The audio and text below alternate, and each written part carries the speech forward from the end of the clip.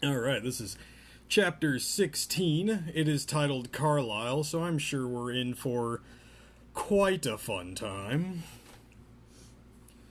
He led me back to the room that he'd pointed out as Carlisle's office. He paused outside the door for an instant. "Come in," Carlisle's voice invited. Edward opened the door to a high-ceilinged room with tall west-facing windows. Are you gonna get it straight from Carlisle? I guess so. Edward literally just said, "I'll tell you about him." Yeah, and by "I'll tell you about him," I mean I'll just take you to him. The walls were paneled again in a darker wood, where they were visible. Most of the wall space was taken up by towering bookshelves that reached high above my head, and held more books than I'd ever seen outside of a library. He's got a while. Carlisle sat behind a huge mahogany desk in a leather chair. He was just placing a bookmark in the pages of the thick volume he held. The room was how I'd always imagined a college dean's would look. So, like, Bella's over to visit, and Carlisle's like, well, I'm gonna go read. Yeah. This isn't important to me. Well, they all left to give them alone I time. guess so, but you have visitors. Only Carlisle looked too young to fit the part of a college dean. "What can I do for you?" he asked as pleasantly rising from his seat. It always takes my voice a minute to, like, not stroke out. I gotta pick up momentum when I'm reading. "I wanted to show Bella some of our history," Edward said. "Well, your history, actually." "We didn't mean to disturb you," I apologized. "Not at all. Where were you going to start?" "The Wagoner," Edward replied, placing one hand lightly on my shoulder and spinning me around to look back towards the door we had just come through. Every time he touched Every time he touched me, even in the most casual way, my heart had an audible reaction. It was more embarrassing with Carlisle there. The wall we face now was different from the others. Instead of bookshelves, this wall was crowded with framed pictures of all sizes. Some in vibrant colors, others dull monochromes. I searched for some logic, some binding motif to the collection that they had in common. Carlisle has lived for a long time, and he is probably in all the pictures, you dumb bitch. But I found nothing. Edward pulled me towards the far left side, standing me in front of a small square oil painting in a plain wooden frame. This one did not stand out amongst the bigger and brighter pieces, painted in varying tones of sepia. It depicted a miniature city full of steeply slanted roofs, with thin spires atop the few scattered towers. A wide river filled the foreground, crossed by a bridge covered with structures that looked like tiny cathedrals. "This is London in the 1650s, Edward said. "The London of my youth," Carlisle added from a few feet behind us. I flinched. I hadn't heard him approach. Edward squeezed my hand. "Will you tell the story?" Edward asked. I twisted a little to see Carlisle's reaction. He met my glance and smiled. "I would," he replied, "but I'm actually running a bit late. The hospital called this morning. Dr. Snow is taking a sick day. Besides, you know the stories as well as I do," he added, grinning at Edward now. It was a strange combination to absorb, the everyday concerns of the town doctor stuck in the middle of a discussion of his early days of 17th century London. It was also unsettling to know that he spoke aloud only for my benefit. After another warm smile for me, Carlisle left the room. I stared at the little picture of Carlisle's hometown for a long moment. "What happened then?" I finally asked, staring at Edward, who was watching me. What a weird thing to assume that they never talk out loud. Yeah. But also it's like... They can read minds. Yeah. Well, it's like only Edward can read minds. Yeah. So it's like maybe Carlisle also would like a conversation. What happened when he realized what was happening to him? He glanced back to the paintings, and I looked to see which image caught his interest now.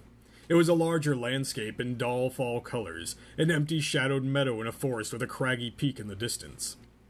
"When he knew what he had become," Edward said quietly, "he rebelled against it. He tried to destroy himself, but that's not easily done." "How?" I didn't mean to say it out loud, but the word broke through my shock. "He jumped from great heights," Edward told me, his voice impassive. "He tried to drown himself in the ocean, but he was young to the new life and very strong." Can you imagine, like, somebody is like, he tried to kill himself, and your first reaction is, "Oh, how?" How'd he do it? It is amazing that he was able to resist feeding while he was still so new. The instinct is more powerful then. It takes over everything.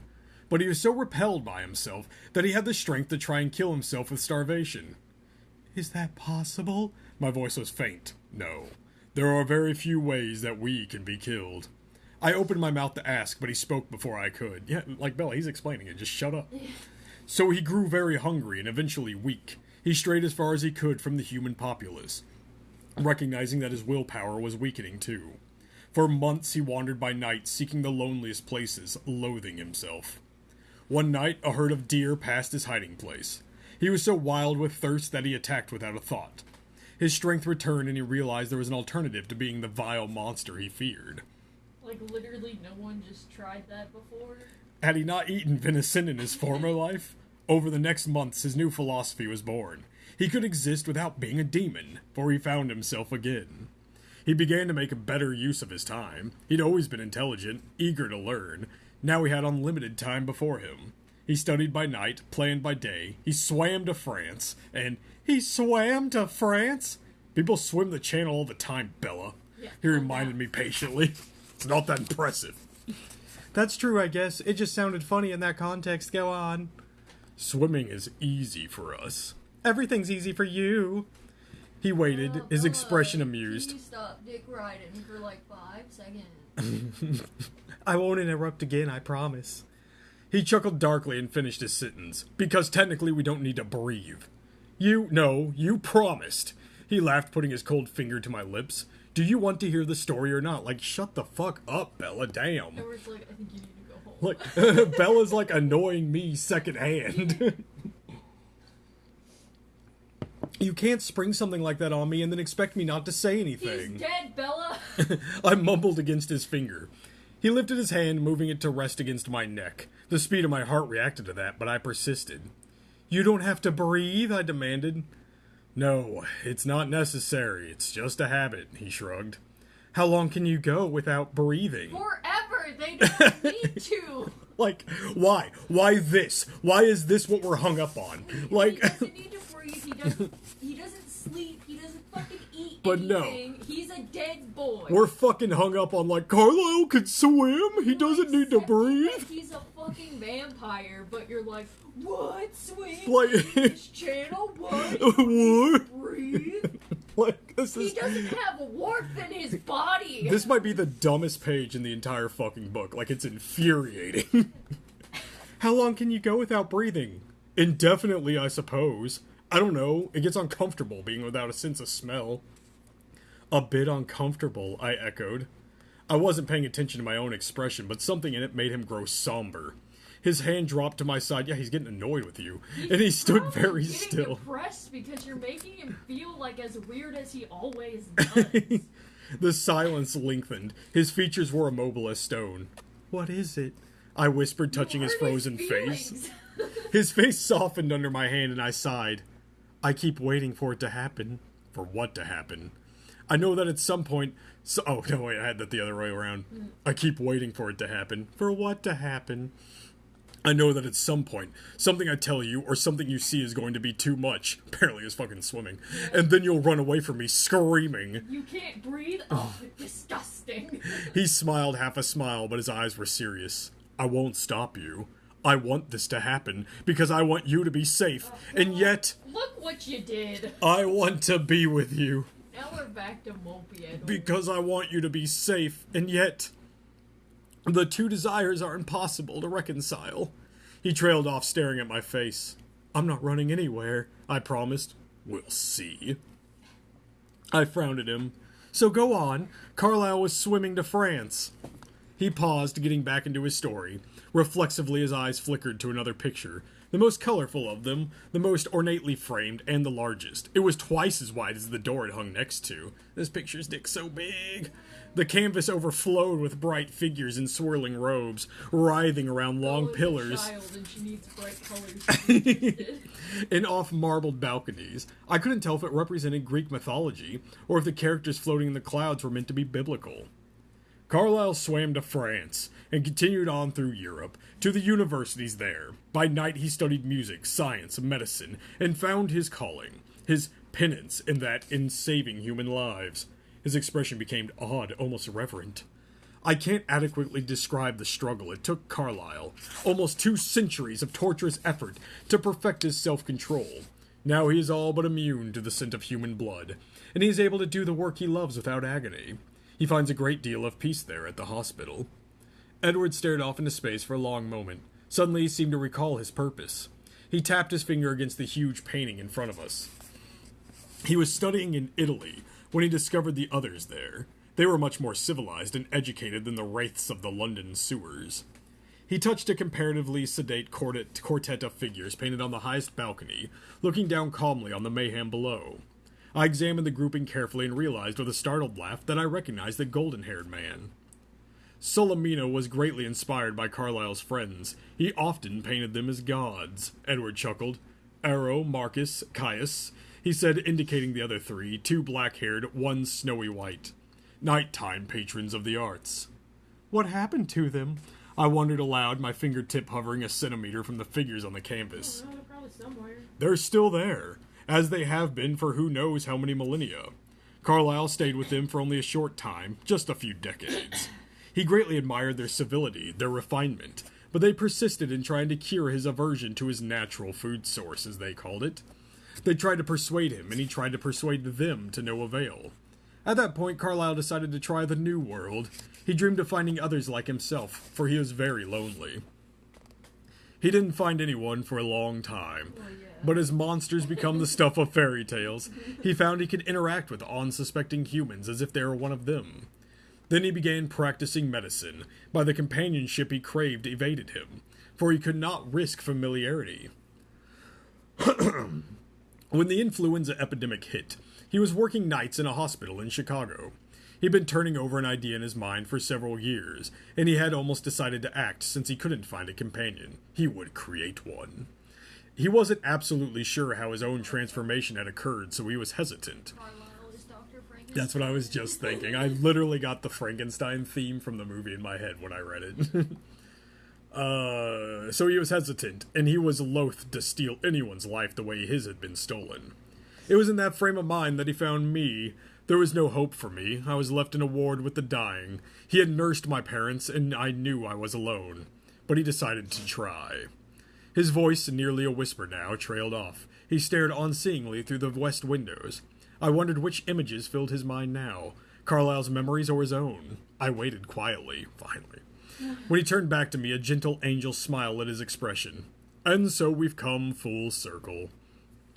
Have you always stayed with Carlyle, then? I wondered. Not really. Almost always. Not really. It's full circle.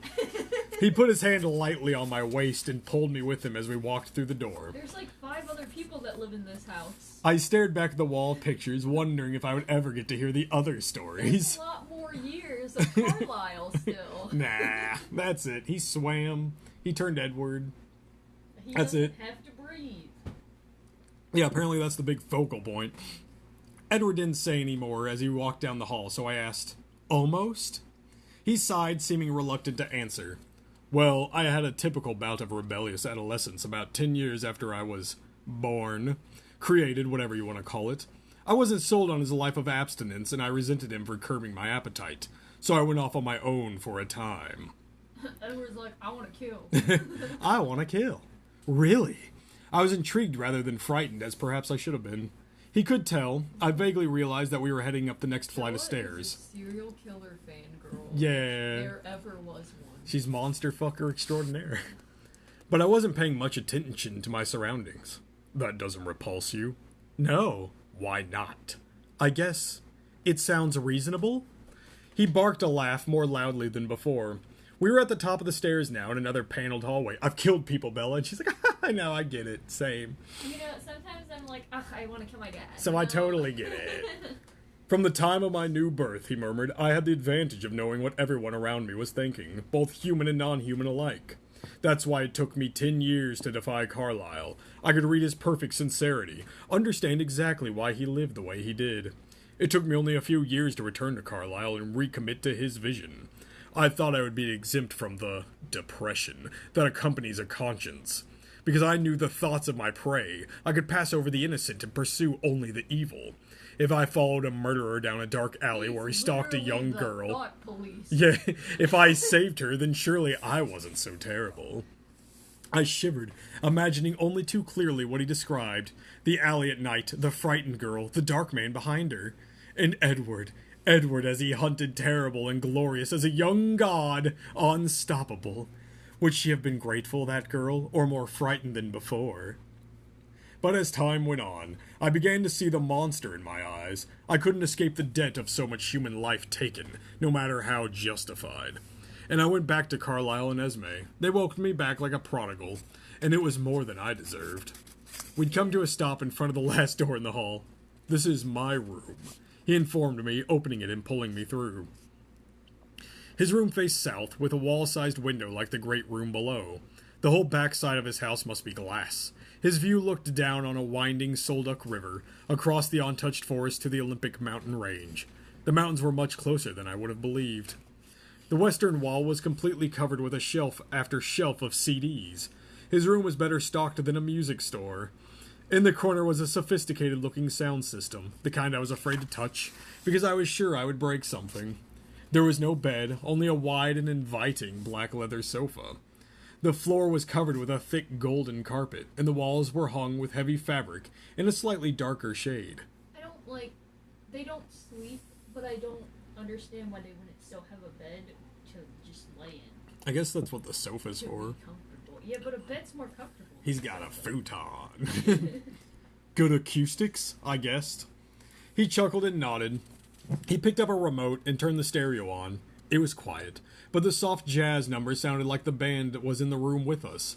I went to look at his mind-boggling music collection. "How do you have these organized?" I asked, unable to find a rhyme or reason, but he wasn't paying attention. By year, and then by personal preference within that frame," he said absently. I turned, and his eyes was looking at me with a peculiar expression. "What?" "I was prepared to feel relieved, having you know everything, not needing to keep secrets from you. But I didn't expect to feel more than that. I like it. It makes me happy." He shrugged, smiling. "I'm glad," I said, smiling back. I'd worried that he might regret telling me these things. It was good to know that that wasn't the case. But then, as his eyes dissected my expression, his smile faded and his forehead creased. "You're still waiting for the running and screaming, aren't you?" A faint smile touched his lips and he nodded. "I hate to burst your bubble, but you're really not as scary as you think you are. I don't find you scary at all, actually." I lied casually. He stopped, raising his eyebrows in blatant disbelief. Then he flashed a wide, wicked smile. "You really shouldn't have said that." He chuckled. He growled, a low sound in the back of his throat. His lips curled back over his perfect teeth. His body shifted suddenly, half crouched, tensed like a lion about to pounce. Edward, can you stop acting like a furry? I backed away from him, glaring. "You wouldn't." I didn't see him leap at me, and it was much too fast. I only found myself suddenly airborne, and then we crashed onto the sofa. He just punches her, You just fucking killed Bella. knocking it into the wall, all the while his arms formed an iron cage of protection around me. I was barely jostled, but I was still gasping as I tried to right myself. He wasn't having that. He curled me into a ball against his chest. Torpedoed his entire Just body into spear you. tackled Bella. Like her ribs would be crushed. It's what every girl wants. It's the best way to seduce. Just spear tackle. Like, good job, Bella. Or Edward, you took down a 15-year-old girl. It's so impressive. Because she said you couldn't. He curled me into a ball against his chest, holding me more securely than iron chains. I glared at him in alarm, but he seemed well in control. His jaw relaxed as he grinned, his eyes bright only with humor. "You were saying," he growled playfully. "You're a very, very terrifying monster," I said, my sarcasm marred a bit with my breathless voice. Fucking crying. "Much better," he growled. Can I get up now?" But he just laughed. "Can we come in?" A soft voice sounded from the hall. "Edward, it sounds like you're murdering your friend. Can we..." Stop that gay shit. I struggled to free myself, but Edward merely readjusted. That I was somewhat more conventionally seated on his lap. The print is weird. There's like 3 words missing. Oh. It's just a bad print on the Just page. off the page. Yeah. My cheeks burned, but Edward seemed at ease. It's like I think the printer like ran out of ink. Like at the top here. It was then I could see Alice then and Jasper behind her in the doorway. My cheeks burned, but Edward seemed at ease. "Go ahead," Edwards was still chuckling quietly. Alice seemed to find nothing unusual in our embrace. She walked, almost danced. Her movements were so graceful to the center of the room, where she folded herself sinuously on the floor. Sees the seal again. Jasper, however, paused at the door, his expression a trifle shocked. He stared at Edward's face, and I wondered if he was tasting the atmosphere with his unusual sensitivity. He just didn't lick it, Bella. Yeah, he's like a snake. It sounded like you were having Bella for lunch, and we came to see if you would share. Literally, Alice and because it sounded like he was murdering. I stiffened for an instant until I realized Edward was grinning. Whether at her comment or my response, I couldn't tell. Sorry, I don't believe I have enough to spare, he replied, his arms holding me recklessly close. Actually, Jasper said, smiling despite himself as he walked into the room, Alice says there's going to be a real storm tonight, and Emmett wants to play ball. Baseball. Are you game? The words were all common enough, but the context confused me. I gathered that Alice was a bit more reliable than the weatherman. Edward's eyes lit up, but he hesitated. Of course you should bring Bella, Alice chirped, and I thought I saw Jasper throw a quick glance at her. Do you want to go? Edward asked me, excited, his expression vivid. Sure, I couldn't disappoint such a face. Where are we going? We have to wait for Thunder to play ball. You'll see why. Will I need an umbrella? You just hit the ball so hard. They all three laughed aloud. Will she? Jasper asked Alice. No, she was positive. The storm will hit over town. It should be dry enough in the clearing. Good, then. The enthusiasm in Jasper's voice was catching. Naturally, I found myself eager rather than scared stiff. Let's go see if Carlisle will come. Alice bounded up into the door in a fashion that would break any ballerina's heart. Like you don't already know, Jasper teased, and they were swiftly on their way. Jasper managed to inconspicuously close the door behind them. What will we be playing? I demanded. You will be watching, Edward clarified. We will be playing baseball. Wow, gee, that sounds like so much fun. I rolled my eyes. Vampires like baseball? It's the American pastime, he said with mock solemnity. And that is the end of chapter 16. A whole lot of not necessarily Carlisle, as it was titled. No. It was like a little pin drop of Carlisle. And then Bella being annoying. Yeah. And baseball. And some baseball talk. But next is the baseball game in a chapter, which will be infinitely less cool without the soundtrack. Yeah. Bye!